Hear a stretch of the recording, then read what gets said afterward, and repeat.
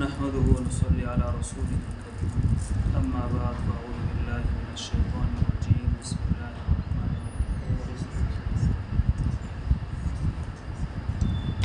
قال الله تعالى وتبارك في القرآن المجيد والفرقان الحميد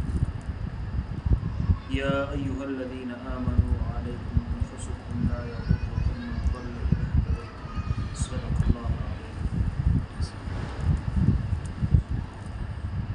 یہ ایک آیت ہے، اس میں اللہ تبارک و تعالی نے ہمارے ایک سوال کا جواب دیا ہے۔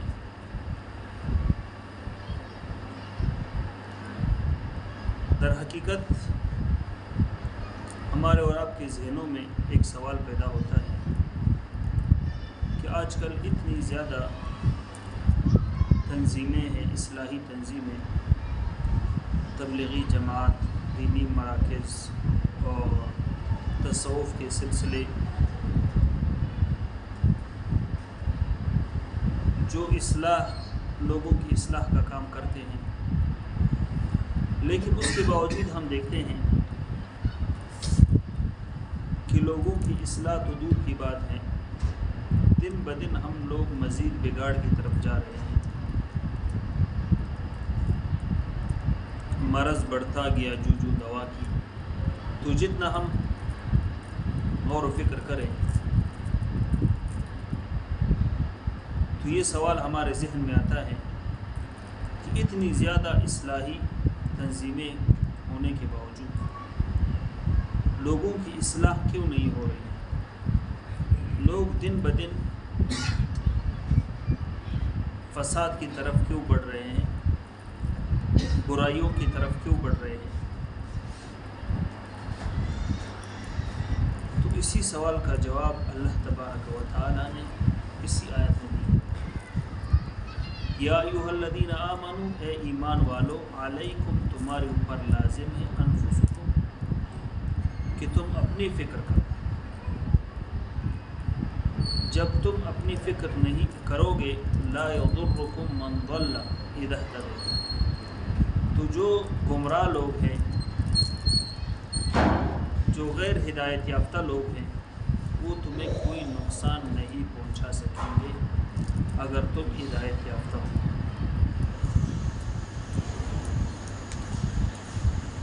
تو اسی آیت میں ہماری ایک خرابی بھی اللہ پاک نے ذکر کیا ہے اور ہمارے اس سوال کا جواب بھی دیا۔ خرابی یہ ہے کہ جب بھی ہم اصلاح کا کام شروع کرتے ہیں تو دوسروں سے شروع کرتے ہیں۔ جب بھی کوئی اصلاحی تنظیم اٹھتی ہے تو دوسروں سے اصلاح کا کام شروع کرتے ہیں۔ اصلاح معاشرہ، اصلاح نوجوانان، اس طرح۔ تو اللہ تبارک و تعالیٰ فرماتے ہیں کہ یہی تمہاری سب سے بڑی غلطی ہے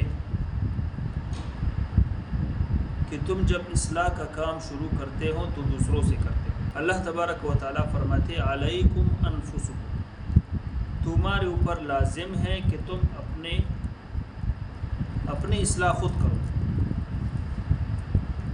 تو آج کل ہمارا آپ دیکھ رہے ہیں کہ ہماری ہر مجلس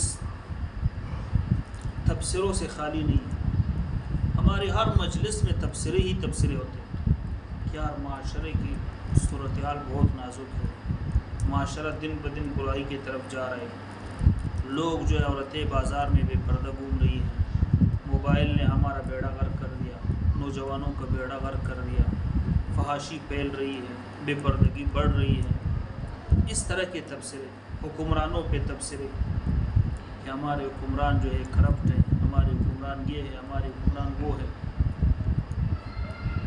تو اپنے گریبان میں کوئی بھی نہیں جانتا۔ تو اللہ تبارک و تعالیٰ فرماتے ہیں کہ یہ تمہاری سب سے بڑی غلطی ہے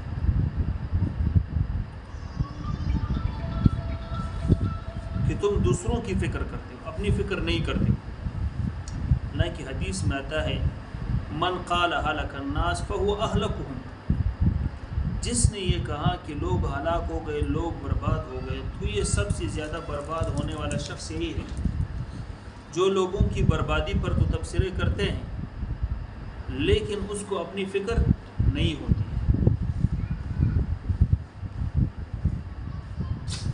تو اب اس آیات میں اللہ تبارک و تعالیٰ یہی فرماتے ہیں کہ اگر تم نے معاشرے کو سدھارنا ہے، لوگوں کو سدھارنا ہے، لوگوں کی اصلاح کرنی ہے، تو سب سے پہلے اپنی اصلاح کرو. کیونکہ معاشرہ کس کا نام ہے؟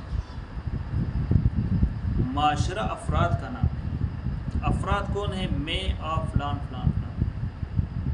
جب میں اپنی اصلاح کروں گا، آپ اپنی اصلاح کریں گے، فلان اپنی اصلاح کرے گا، وہ اپنی اصلاح کرے گا، تو معاشرہ خود بخود ٹھیک ہو جائے گا. تو ایک عورت نے دوسرے سے پوچھا کہ لشکر کس کو بولتے ہیں؟ انہوں نے کہا کہ لشکر اس کو بولتے ہیں آپ کا شوہر، میرا شوہر، یہ سارے جب اکٹھے ہو جاتے ہیں، فلانے کا شوہر، تو یہ لشکر بن جاتا ہے. تو معاشرہ بھی یہی ہے. زید، عمر، بکر وغیرہ، آپ اور میں، یہ سب جب مل کے جائیں گے تو یہی معاشرہ ہے. جب سب اپنی اصلاح کی فکر کریں گے تو معاشرہ خود بخود ٹھیک ہو جائے گا. حالانکہ اگر ہم صحابہ اکرام رضوان اجمعین کی زندگی کو دیکھیں، صحابہ اکرام کو اپنی فکر ہوتی تھی. حضرت حنظلہ رضی اللہ تعالیٰ عنہ مشہور صحابی ہے. آپ لوگوں نے ان کا واقعہ پڑھا ہوگا، سنا ہوگا کہ ایک دفعہ نبی علیہ السلام کی مجلس میں تشریف لا رہے تھے اور بار بار زبان سے یہ لفظ فرما رہے تھے، نافق حنظلہ، نافق حنظلہ. حنظلہ منافق ہو گیا، حنظلہ منافق ہو گیا. راستے میں حضرت ابوبکر صدیق رضی اللہ تعالیٰ عنہ ملے. سبحان اللہ، کیا کہہ رہے ہیں آپ؟ تو جلیل القدر صحابی ہیں، یہ کیا معاملہ پیش آئے کہ آپ اپنے آپ کو منافق کہہ رہے ہیں؟ انہوں نے کہا کہ ابوبکر صدیق، جب ہم رسول اللہ صلی اللہ علیہ وسلم کی مجلس میں موجود ہوتے ہیں تو ہمارے دلوں کی کیفیت کچھ اور ہوتی ہے.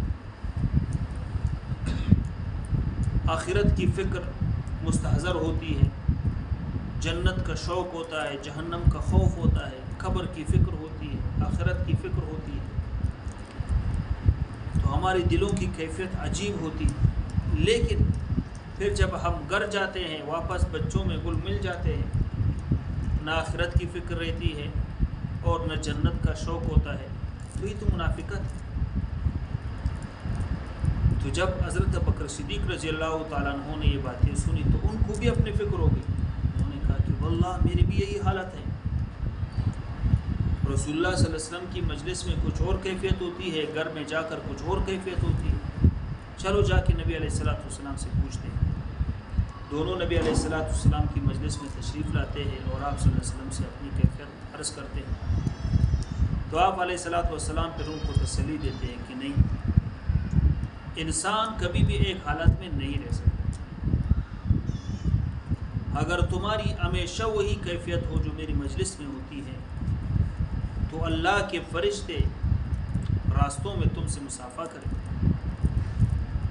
تو لہٰذا یہ حنظلہ، یہ کبھی کبھار اس طرح کی کیفیت ہوتی ہے، منافقت نہیں ہے. اب اس میں جو کہنے کی بات ہے وہ یہ ہے کہ دیکھو حضرت حنظلہ رضی اللہ تعالیٰ عنہ کو اپنی فکر تھی. ہم تو دوسروں پہ منافقت کا الزام لگاتے ہیں کہ فلانا منافق ہے، فلانا شیطان ہے، فلانا جھوٹ خور ہے، جھوٹ بولتا ہے. لیکن حضرت حنظلہ رضی اللہ تعالیٰ عنہ کو اپنی فکر تھی کہ میرا کیا بنے گا. حضرت عمر فاروق رضی اللہ تعالیٰ عنہ جلیل القدر صحابی ہے، 10 مبشرہ میں ان کا نام ہے. 22.5 لاکھ مربع میل پہ انہوں نے حکومت کی، جن کے نام سے جو ہے شیطان کامتا تھا اور اپنا راستہ بدل لیتا تھا.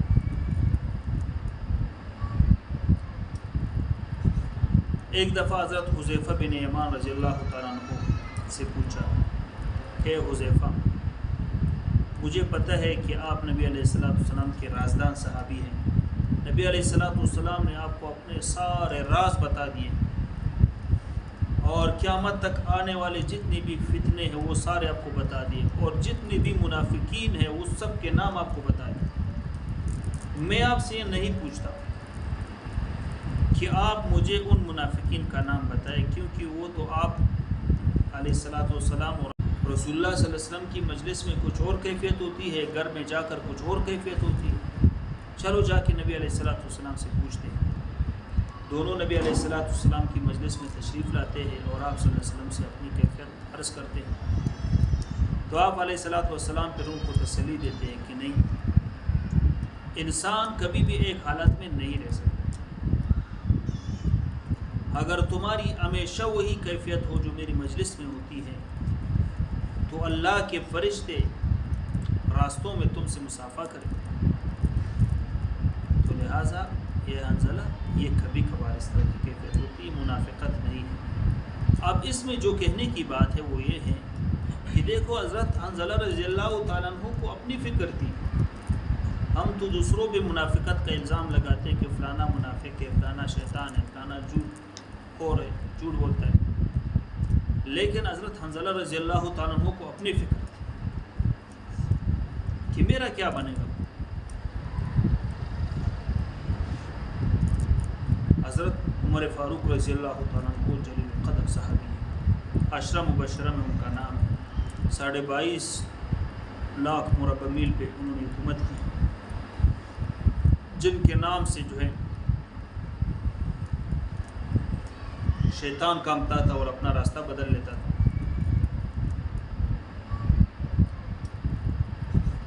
ایک دفعہ حضرت حذیفہ بن یمان رضی اللہ تعالیٰ عنہ سے پوچھا کہ حذیفہ، مجھے پتہ ہے کہ آپ نبی علیہ السلام کے رازدان صحابی ہیں، نبی علیہ السلام نے آپ کو اپنے سارے راز بتا دیے اور قیامت تک آنے والے جتنے بھی فتنے ہیں وہ سارے آپ کو بتا دیے، اور جتنے بھی منافقین ہیں وہ سب کے نام آپ کو بتا دیے۔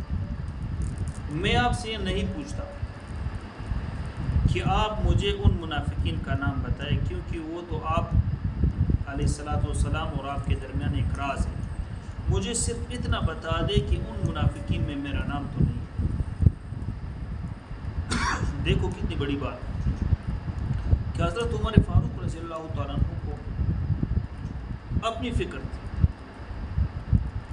حضرت حذیفہ بن یمان رضی اللہ تعالیٰ عنہ کو نبی علیہ السلام نے منافقین کے نام بتا دیے تھے۔ صحابہ دیکھتے تھے کہ حضرت حذیفہ بن یمان رضی اللہ تعالیٰ عنہ کس کی جنازے میں شریک ہوتے اور کس کی جنازے میں شریک نہیں ہوتے۔ جس کی جنازے میں وہ شریک نہیں ہوتے تھے تو صحابہ کو یقین ہوتا کہ یہ ضرور منافق ہوگا۔ تو اب یہاں پر دیکھو حضرت عمر فاروق رضی اللہ تعالیٰ عنہ کو اپنی فکر پڑی کہ ایسا نہ ہو کہ میرا نام منافقین کی لسٹ میں شامل نہ ہو۔ اور ہم کیا کرتے ہیں؟ ہم یہ کرتے ہیں کہ بس دوسروں کی فکر کرتے ہیں۔ تو اس آیات میں اللہ تبارک و تعالیٰ نے ہماری اسی خرابی کا ذکر کیا کہ تم دوسروں کی فکر کرتے ہو، تمہاری خرابی ہے۔ یا ایھا الذین آمنوا علیکم انفسکم، اے ایمان والو تم اپنی فکر کرو۔ جب تم اپنی فکر کرو گے، لا یضرکم من ضل اذا اہتدیتم، تو جو گمراہ لوگ ہیں وہ تمہیں نقصان نہیں پہنچائیں۔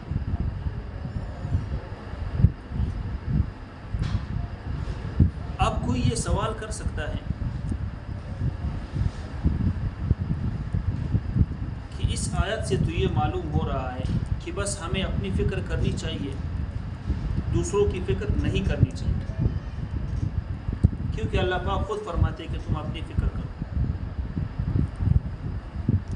یعنی دعوت تبلیغ دوسروں کو نہیں کرنی چاہیے۔ یہی شبہ صحابہ اکرام کو بھی ہوا تھا۔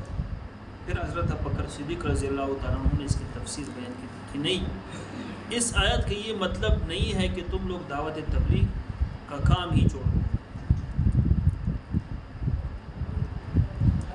اس آیت کا مطلب یہ ہے کہ تم حق بات لوگوں تک پہنچاؤ، لیکن اس کے بعد اگر وہ ہدایت پہ نہیں آتے ہیں، آپ کی بات نہیں مانتے ہیں، گمراہ کی گمراہ رہتے ہیں، تو لا یضرکم من ضل اذا اہتدیتم، اگر تم نے اپنی فکر کی ہے تو پھر ان کا گمراہ رہنا، ان کی گمراہی تمہیں کوئی نقصان نہیں پہنچا سکتی۔ اس کا مطلب یہ ہے، کیونکہ حدیث میں آتا ہے کہ قیامت کے دن کچھ علماء کو لایا جائے گا، وہ اپنے آنتوں کے بل جہنم میں اس طرح گھوم رہے ہوں گے جس طرح کہ وہ پہلے زمانے میں چکی ہوتے تھے تو جانوروں سے وہ چکی چلایا کرتے تھے، تو اس طرح اپنے ہاتھوں کے بل اور ان کے زبانوں کو کینچیوں سے کاٹا جائے گا۔ تو لوگ پوچھیں گے یہ کون ہے؟ کہتے ہیں یہ وہ لوگ ہیں جو جن کو حق بات کا پتہ تھا لیکن لوگوں کو دعوت نہیں دیتے تھے اور خود اس پر عمل نہیں کرتے۔ تو اس آیت میں اللہ تبارک و تعالیٰ نے ہمیں جو سبق دیا ہے وہ یہ ہے کہ اگر اصلاح کا کام کرنا ہے تو سب سے پہلے اپنی ذات کی فکر کریں۔ جب ہم اپنی ذات کی فکر کریں گے پھر دوسروں کو دعوت دیں گے تو پھر اس دعوت کا اثر بھی ہوتا ہے۔ بات جب دل سے نکلتی ہے اثر رکھتی ہے، پر نہیں طاقت پرواز مگر رکھتی ہے۔ جو بات دل سے نکلتی ہے پھر اس میں بہت زیادہ اثر ہوتا ہے۔ اگر بات دل سے نہ ہو تو خالی باتوں سے جو ہے پہ کوئی اثر نہیں۔ ہندوستان میں بہت بڑے عالم گزرے ہیں، بہت بڑے اللہ والے، مولانا عبدالقدوس گنگوئی رحمہ اللہ،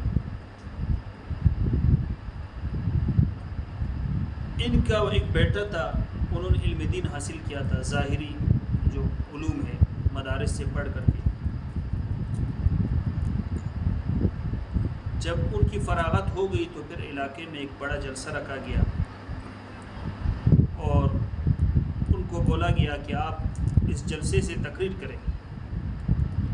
تو انہوں نے تقریباً 2-3 گھنٹے تک تقریر کی، تو ایک آدمی کی بھی آنکھوں سے ایک قطرہ بھی نہیں نکلا، لوگوں کے دلوں پہ کچھ بھی اثر، لوگ متاثر نہیں ہوئے۔ علوم کی بارش تھی، الفاظ تھے، ظاہری فصاحت اور بلاغت تھی، تو لوگوں پہ کچھ بھی اثر نہیں ہوتا۔ پھر اس کے بعد مولانا عبدالقدوس گنگوئی رحمہ اللہ خود اسٹیج پہ آئے، ان کے والد صاحب تھے، بڑے اللہ والے تھے، تو انہوں نے کہا کہ مجمع کو مخاطب کر کے بولا کہ آج میرا روزہ رکھنے کا ارادہ تھا، رات کو میں نے اپنے لیے دودھ باہر رکھا تھا صحن میں، تو کوئی بلی آ کر کے وہ میرا دودھ سارا پی گئی، تو اس وجہ سے آج میں روزہ نہیں رکھ سکتا۔ صرف اتنا بولا تو سارا مجموعہ جو ہے وہ رونے لگا، پیر صاحب کا دودھ پی بھی نہیں۔ تو یہ صرف اپنے بیٹے کو دکھانا ہے کہ آپ جو بول رہے صرف ظاہری الفاظ ہیں، آپ اگر دل سے جو ہے کوئی لفظ بولو گے تو پھر وہ سامنے والے پہ اثر بھی کرے گا۔ تو ایسے ایسے واقعات بھی بزرگوں کے موجود ہیں۔ تو لہٰذا اس آیت کا پیغام یہ ہے کہ ہم سب سے پہلے اپنی فکر کریں۔ جب ہم اپنی فکر کریں گے تو معاشرہ تو انہی افراد کا نام ہے، تو اسی سے معاشرہ کی خود بخود اصلاح ہو جائے گی۔ واخر دعوانا الحمدللہ۔